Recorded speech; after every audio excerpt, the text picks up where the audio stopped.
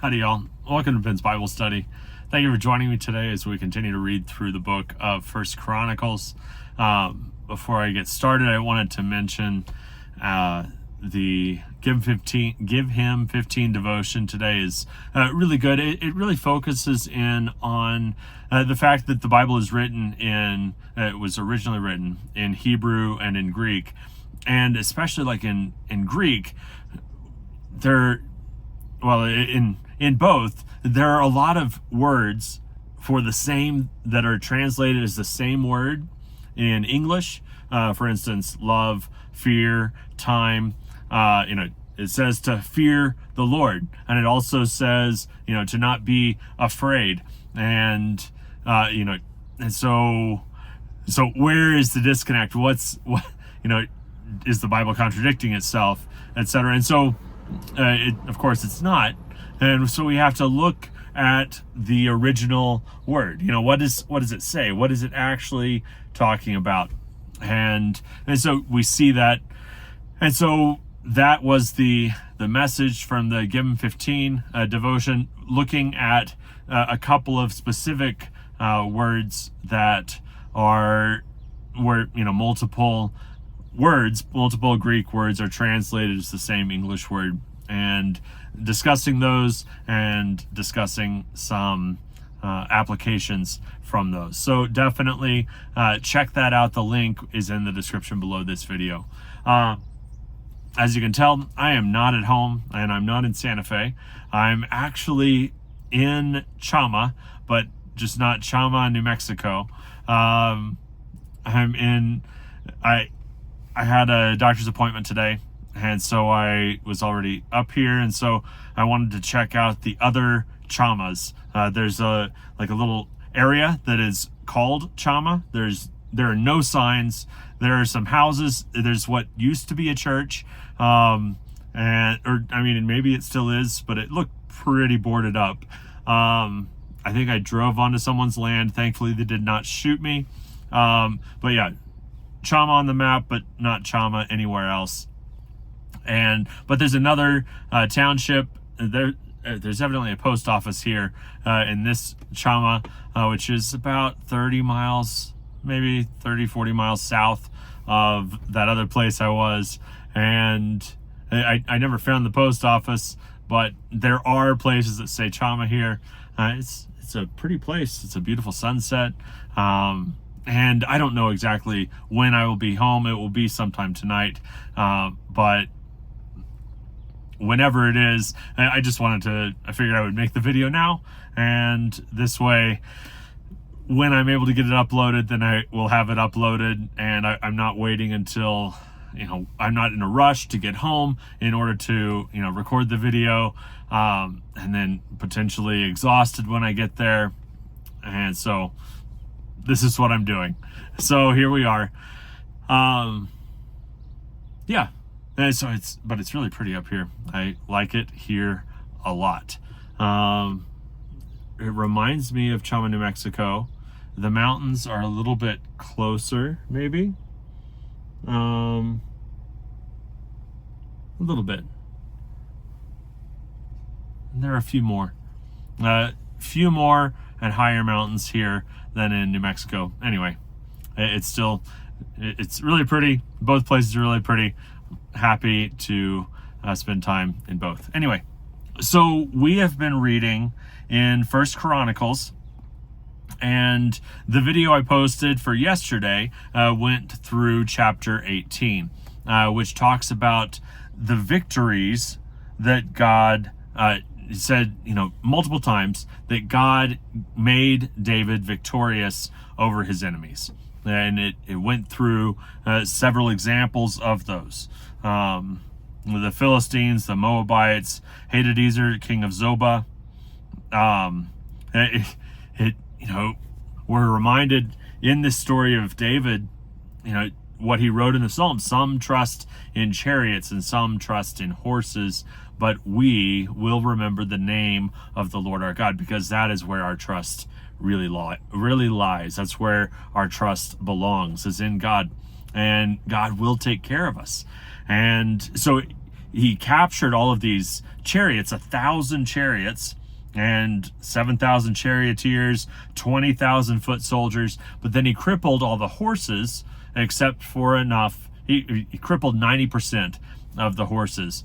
So he kept enough for 100 chariots, but that's not where his trust is. His trust was not, and he didn't want to tempt himself. Evidently, that's my interpretation. He didn't want to tempt himself to trust in these chariots, or to tempt himself away from following and trusting only in God. And in the name of the Lord his God, said that he, defeated the Arameans. And while he, and through the course of these military campaigns, he captured, I think it was, where was it? I think it was Hadadezer's men, who had, the officers had solid gold shields, and some of the lower ranking officers had bronze shields. And so he captured all of these and he stored them in Jerusalem. And then they were used by Solomon, his son, when Solomon built the temple. God said to David, you're not the one to build the temple. You're not the one to build my temple. But David started getting things together, getting materials together for that. And so part of that were all the shields, the bronze and the gold shields that were then used by King Solomon in building the temple. Went through a few of his staff members, the priests, Zadok, son of Ahitub, and Ahimelech, son of Abiathar, were the priests. Saraiah was the court secretary. Benaiah, son of Jehoiada, was captain of the king's bodyguard, and David's sons served as the king's chief assistants. It's important that we build in a method for succession. His chief assistants were his sons, because the kingdom would pass to his sons. And it ended up not being any of these sons. It went, the kingdom passed through his son Solomon, but that was at the Lord's direction. And so he began training his sons even now. That brings us to chapter 19. Verse 1, sometime after this, King Nahash of the Ammonites died, and his son Hanun became king. David said, I am going to show loyalty to Hanun because his father Nahash was always loyal to me. So David sent messengers to express sympathy to Hanun about his father's death. Okay, so David had been friends with King Nahash. Nahash passed. His son Hanun became king. David sent condolences. It's pretty simple. We should all be on the same page, but just to make sure. But when David's ambassadors arrived in the land of Ammon, the Ammonite commander said to Hanun, do you really think these men are coming here to honor your father? No, David has sent them to spy out the land so they can come in and conquer it. So Hanun seized David's ambassadors and shaved them, cut off their robes at the buttocks, and sent them back to David in shame.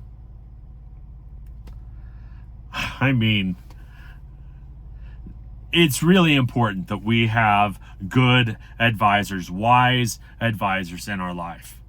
And it's important, it's generally a very good idea to choose people who have a close relationship with God. If they are hearing from God on a regular basis, we can generally trust what they are saying, and that they will pass on to us what they are hearing from God. This is good. This is important. But we see that this was not the case for Hanun. His advisors gave him very bad advice. David had been friends with Nahash, the father of Hanun. And this was not taken into consideration when David sent the condolences. They just made a massive assumption and acted on their assumption. It's never a good idea to take extreme action toward people, especially negatively. It's never a good idea to take extreme negative action towards someone if we don't know their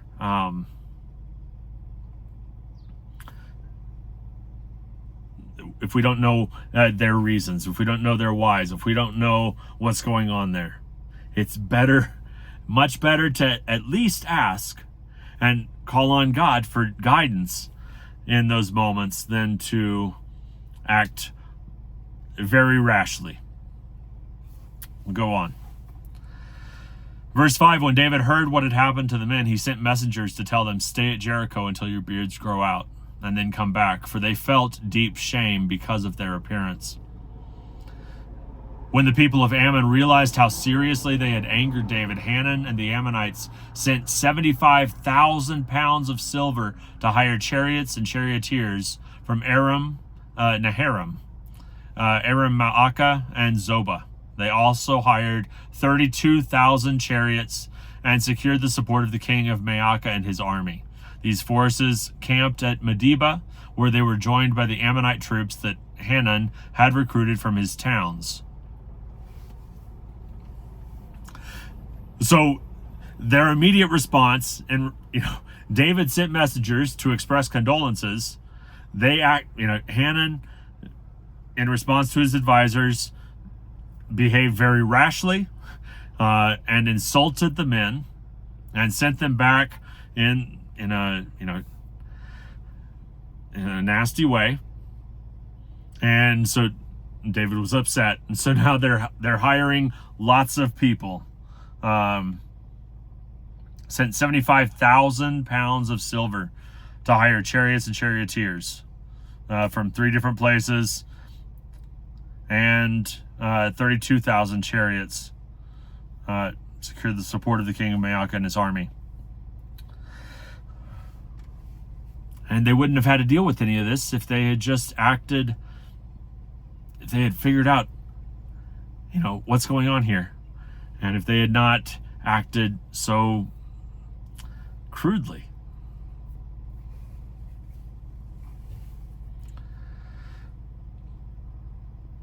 Verse 8, when David heard about this, he sent Joab and all his warriors to fight them. The Ammonite troops came out and drew up their battle lines at the entrance of the city, while the other kings positioned themselves to fight in the open fields. When Joab saw that he would have to fight on both the front and the rear, he chose some of Israel's elite troops and placed them under his personal command to fight the Arameans in the fields. He left the rest of the army under the command of his brother, Abishai, who was to attack the Ammonites. "If the Arameans are too strong for me, then come over and help me," Joab told his brother. "And if the Ammonites are too strong for you, I will help you. Be courageous. Let us fight bravely for our people and the cities of our God. May the Lord's will be done."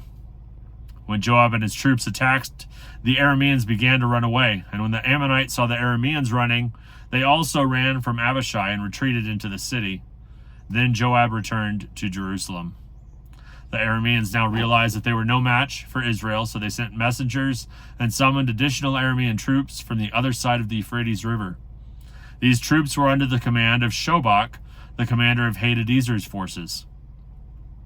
When David heard what was happening, he mobilized all Israel, crossed the Jordan River, and positioned his troops in battle formation. Then David engaged the Arameans in battle, and they fought against him. But again, the Arameans fled from the Israelites. This time David's forces killed 7,000 charioteers and 40,000 foot soldiers, including Shobach, the commander of their army. When Hadadezer's allies saw that they had been defeated by Israel, they surrendered to David and became his subjects. After that, the Arameans were no longer willing to help the Ammonites. So the Ammonites acted on bad information. They made a very poor decision, and it hurt them in the long run. They lost more from that than they would have if they had just let David attack them. Then if David had gone against them, and drawn up his armies, his troops, and fought against them and pitched war. They ended up losing even more by insulting him. It was just and I feel like I'm not entirely saying what I'm trying to say, but they lost more by following bad advice than they would have lost if the advice had even been good. And they lost allies. Not only did they personally lose, but they also lost allies. Now they didn't have anyone who they could call for help if someone came against them. It was sort of like the boy who cried wolf. It's just a terrible decision. It's extremely important that we surround ourselves with good advisors and we follow what they tell us to do. That we are depending on God and hearing from Him, spending time in prayer and in His Word to ensure that the actions we are taking are guided by Him. So let that be your prayer today as you go through life.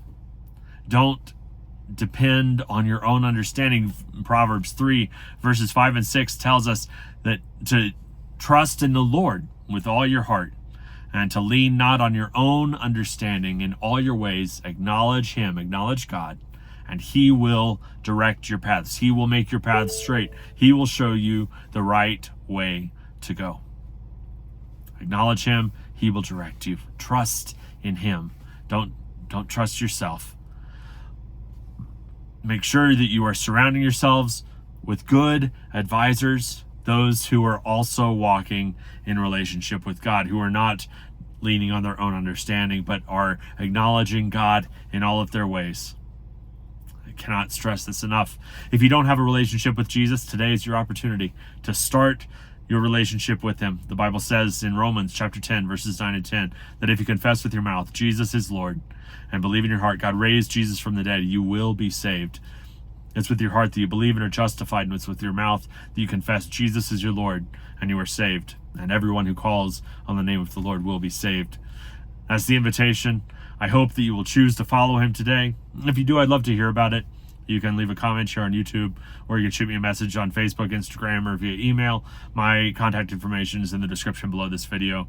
Also, if you need a Bible, please reach out and let me know. Send me your address, and I will pass it to my home church leaders, and they will get that Bible out to you. Remember to follow God's advice, to surround yourselves with good advisors, and to trust in the Lord. Come back tomorrow. I will be continuing with 1 Chronicles chapter 20 as we close out the week. Have a great night, everyone. God bless you. I love you. Take care. And I will see you again tomorrow. Good night.